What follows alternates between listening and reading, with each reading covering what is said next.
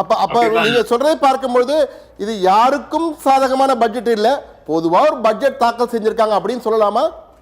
No no no அப்படி இல்லை. இந்த பட்ஜெட்னால எல்லாம் நிறைய பெனிஃபிட்ஸ் வருகின்றது அப்படிங்கிறதையும் நாம் பார்க்கணும். அது அவங்களுக்கு இது it is only continuation sir. முன்னாடி இருக்கிற எவ்வளவு இருந்து ஃபார் எக்ஸாம்பிள் என்னை பொறுத்த வரைக்கும் state and it is centre ரெண்டு பேரும் சேர்ந்து இணைந்து செயல்படுகின்ற ஒரு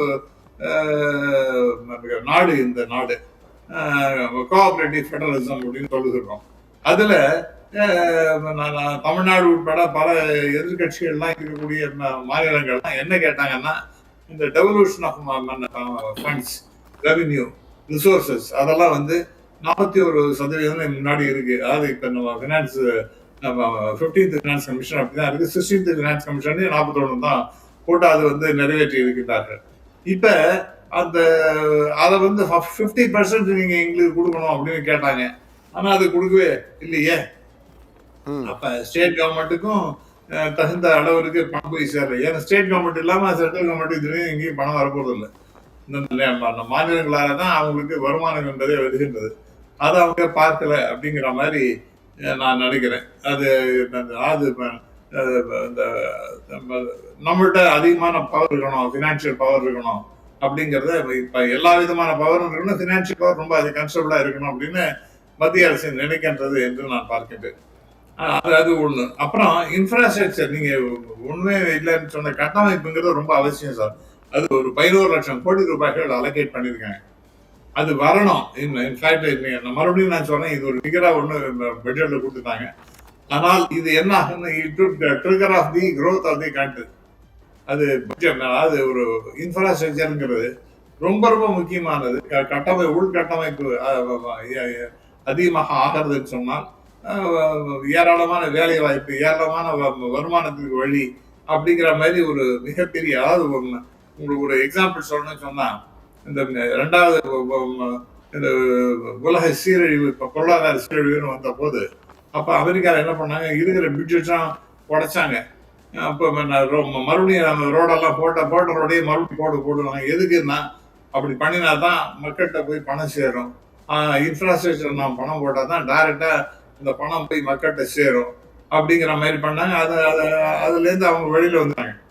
ஸோ இன்ஃப்ராஸ்ட்ரக்சருங்கிறது ரொம்ப ஒரு நாட்டுக்கு முக்கியம். அதுல ஒரு கிட்டத்தட்ட நம்ம பார்த்தீங்கன்னா பட்ஜெட்னு பார்த்தீங்கன்னா ஒரு 53.5 லட்சம் கோடி ரூபாய்கள். அது 11 லட்சம் கோடி ரூபாய்கள், நியர்லி 20% அதுக்காக ஒதுக்கப்படுகின்றது என்றால் ஐ திங்க் நம்ம நிச்சயமாக வரவேற்கணும். ஏன்னா that will trigger of the growth of the country and it will also enhance the income for the individuals also அப்படிங்கிற மாதிரி பார்க்கின்றோம். அதனால அது முக்கியமானது. அதே மாதிரி இப்ப பாதுகாப்புத்துறைக்கு பாத்தீங்கன்னா 7.8 லட்சம் கோடி ஒதுக்கீடு செய்திருக்காங்க நிதி. இது மிகப்பெரிய ஒரு பிக் புஷ் என்பார்கள். அது போல ஒரு பெரிய அளவுக்கு ஒதுக்கீடு செய்திருக்கிறது. இது காலத்தின் கட்டாயம். அதற்காக பாதுகாப்புத்துறைக்கு, டிஃபென்ஸுக்கு இவ்வளவு செலவு பட்டிருக்காங்கன்னு நினைக்கிறீங்களா சார் ஒதுக்கீடு? நிச்சயமா. இப்ப இன்னைக்கு இருக்கக்கூடிய உலக நடப்புகளை பார்க்கும் பொழுது எந்த நேரத்தில் என்ன பிரச்சனை வரும்னு நமக்கு தெரிய மாட்டோம். நாம எப்ப எதிர்பார்த்தோமோ அது சர்ஜிக்கல் ஸ்ட்ரைக்கோ அல்லது அந்த ஆபரேஷன் சிந்தூரோ இதெல்லாம் நாம எதிர்பார்த்தோமா, அதாவது இப்பதான் இன்னும் சீனாவோட ஒரு பெட்டர் ரிலேஷன்ஷிப் இருக்கின்றது. ஆனால் திடீர்னு என்ன வேணாலும் ஆகலாம். அப்ப நம்ம ப்ரிப்பேர்ட்னஸ் ரொம்ப அவசியம்.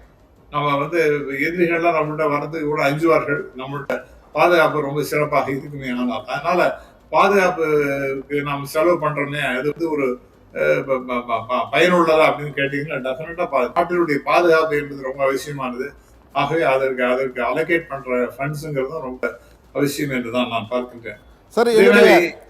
சார், என்னுடைய கடைசி கேள்வி உங்களிடம் சார்.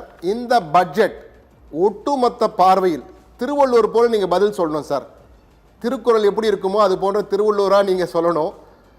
இந்த பட்ஜெட் எப்படி இருக்கு, யாருக்கு சாதகம் யாருக்கு பாதகம், ஒட்டுமொத்த பார்வையில் எப்படி இருந்தது, சுருக்கமா சொல்லுங்க சார்.